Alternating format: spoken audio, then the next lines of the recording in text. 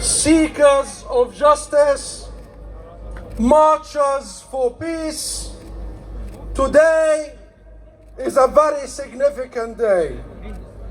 Today, the UK and Europe marks Armistice Day. Today, we remember and honor those who lost their lives in war. And we remember those who are still falling today. Today is a reminder for all of us that our history, humanity's history is connected, is one. Today is a reminder that it is only once the guns fall silent that peace can be achieved. This is why we are here today, to call for ceasefire. Ceasefire now! Ceasefire now! Ceasefire now! Ceasefire now! Ceasefire now! Ceasefire now! My friends, the UN was created in 1945 to prevent war and establish rules for conduct in war. But throughout its history, Israel has been tearing up those laws. It tore them up in 1948, the Nakba. It tore them up in 1967, the occupation.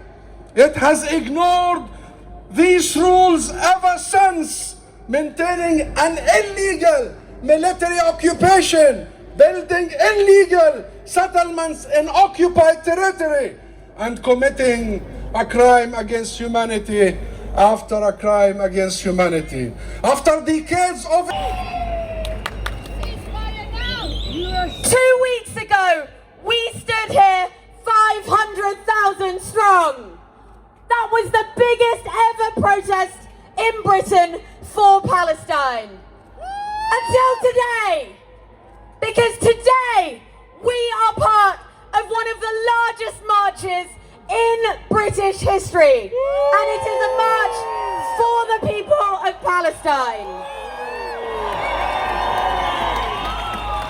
Today, London, the British people and the Palestinian people stand as one. We drown out the genocide apologists and the war criminals in our parliament. We drown out the hateful, divisive rhetoric of the Home Secretary and the far right.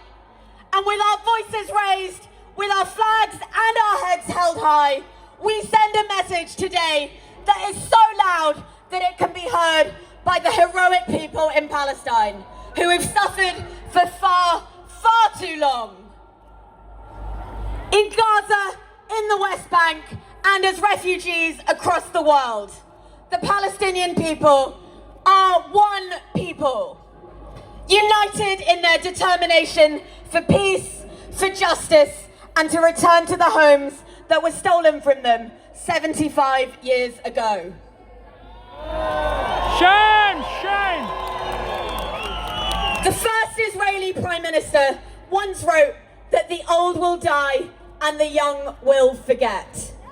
So today, as I look down on one of the largest crowds in British history, I ask you, will we forget? No!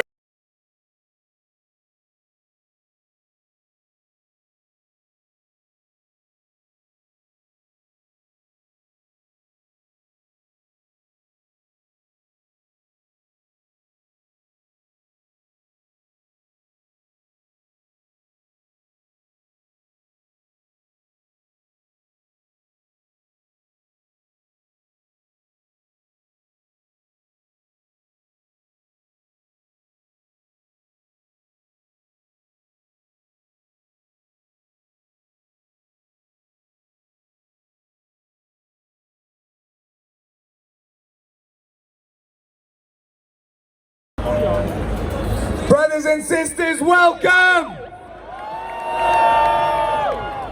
This is the march that want to happen. This is the march that Rishi Sunak didn't want to happen. This is the march that the Israeli government didn't want to happen. This is the march that the police didn't want to happen. But not only have we marched, we have marched in huge numbers. Make some noise!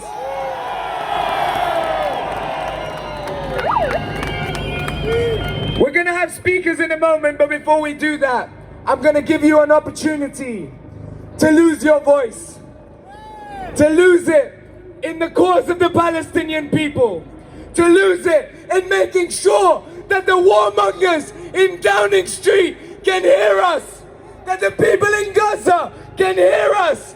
When I say free, free, Palestine! Free, free, Palestine! Free, free, Palestine! Free, free, Palestine! Free, free, Palestine! Free, free, Palestine! Free, free, Palestine! Free, free, Palestine! Free, free, Palestine!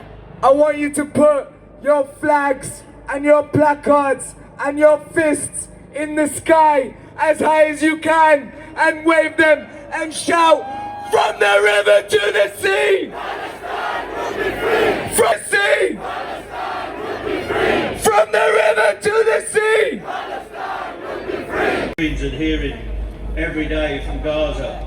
But the message from the RNT is simple. We are here in solidarity with you as demonstrators who have defied the powers that be. We are here in solidarity with the victims of this conflict. We will continue to support demonstrations calling for peace, and we will actively promote fundraising for medical aid to Gaza. We remain horrified at the loss of thousands of lives, and we send our condolences and solidarity to all those impacted by this violence. We condemn the slaughter of civilians. We condemn collective punishment. We demand the freedom of the hostages. We demand the freedom and liberation of the people of Gaza who are held in bondage and in hostage all of the time. Thousands of men, women and children, civilians have been slaughtered, and we urge all parties, including the international community, to work to stop the bloodshed.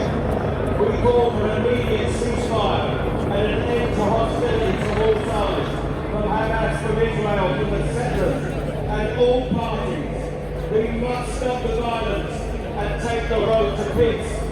The conflict can only be resolved through a just resolution, through dialogue and respect for international law, including the illegal occupation of Palestinian land and support for the two-state solution.